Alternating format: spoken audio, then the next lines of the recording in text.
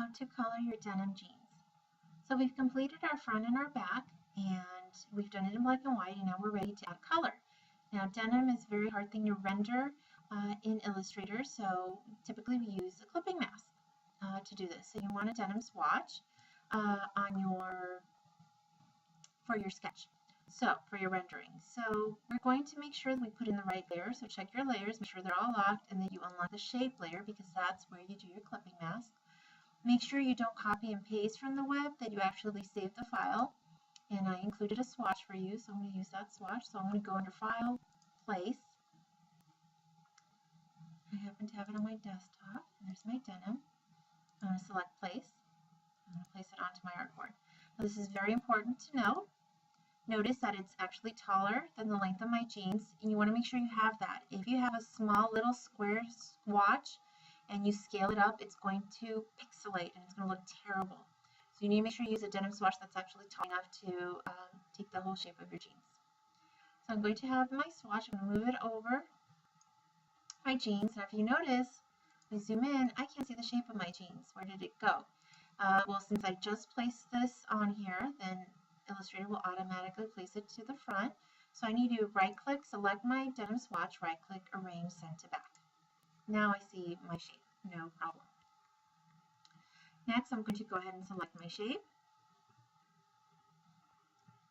and select my swatch, okay, and make a clipping mask.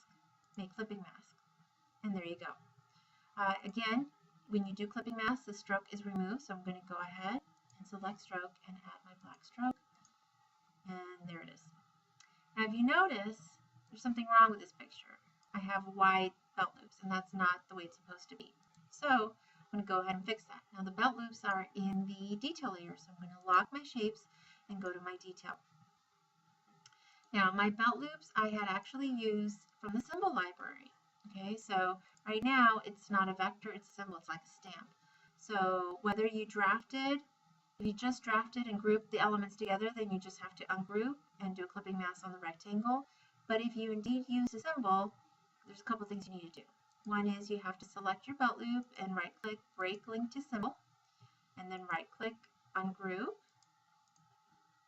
And then next, as you do that, if you have your layer menu open, all the little details that are in your detail layer are highlighted. And you need to make sure you click on the element you're working on, which in this case is the belt loop. You need to make sure you click on that layer. And when you do that, then you'll be able to select the clipping mask. If you don't select that item, it will not let you do it. So I'm going to go ahead and again place from my desktop my denim swatch. Okay. I'm going to zoom out a little bit.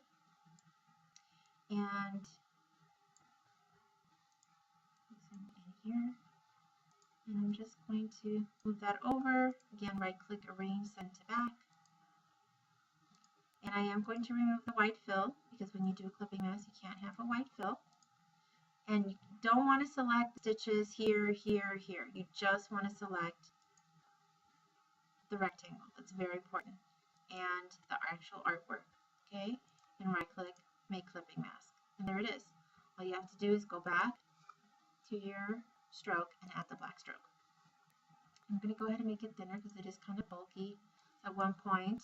So I definitely want to make it about 0.25, for example. Might be a little too thin, maybe 0.5. Again, that's the beauty of this. You can go back and fix it and change it. Okay? And I'm happy with that. So I can go ahead and swap these. I'll just take these out and just select this. And at this point, I'm ready to group it again. So I'm going to group that, and all the stitches. Right click and group.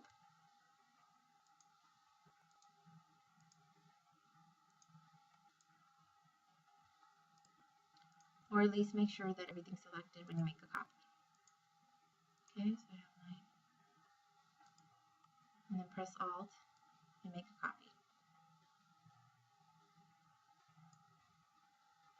Now a couple of things that you need to note. Notice how as I put this, take this out, as I put this belt loop And if you notice that there's the center back lines going through it, okay, and the issue there is that the belt loop was originally created before that center back seam. So that's why the center back seam is actually kind of forward and ahead of the belt loop. So what you have to do is go ahead and send the center back seam, arrange, right click, arrange, send to back, and same thing with the seam, the 2 needle cover stitch, arrange, right click, arrange, send to back. There you go. Okay. Add if you have a tag, whatever color, like it's a tan color or whatever the case may be, go ahead and select that color.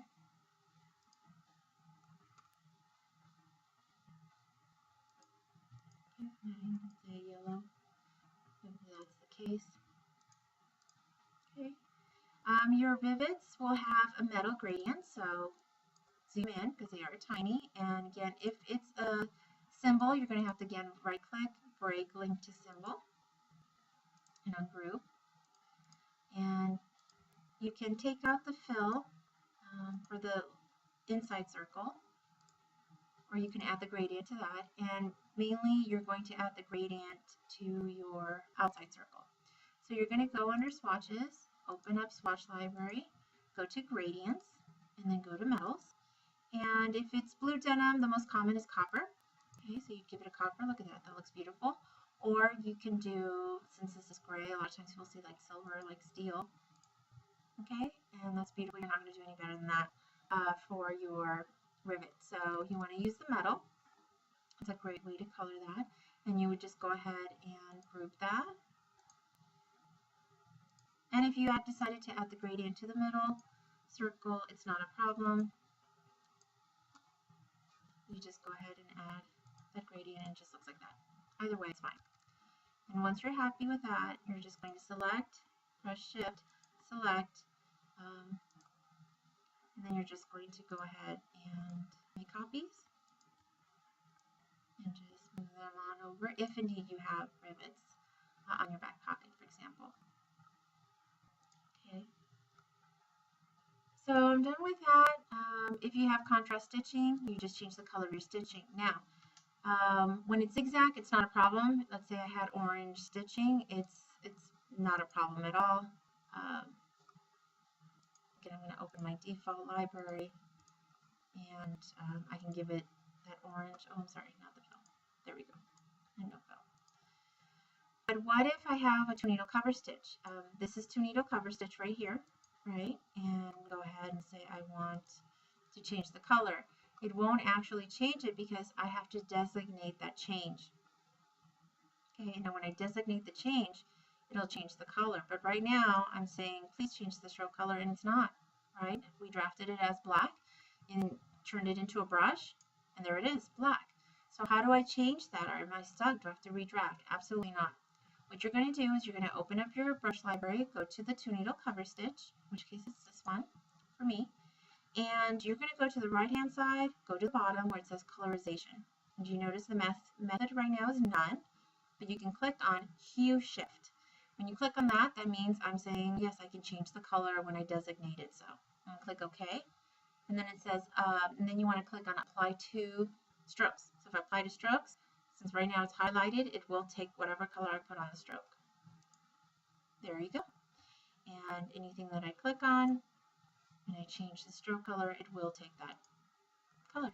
Okay, so that's how you do change the color for any brush pattern that you do, and that would include the double needle cover stitch for your jeans. And that pretty much takes care of that. For your front view, you're basically going to do the same thing. There is one notable difference. Okay, remember you have an inside back that you don't have in the back view, and that's in the shape layer. So make sure you understand that on your shape layer, I'm going to lock my details in my shape layer, I have the inside back, and that's going to have a gray fill, light gray fill. Okay, there we go, fill. Okay, so light gray fill with a black stroke. You want to make sure, there we go, that when, for some reason it didn't clean up. It's a round cap, round join. Now, want to make sure, this is very important, that when I do the clipping mask, I don't select this. Because remember,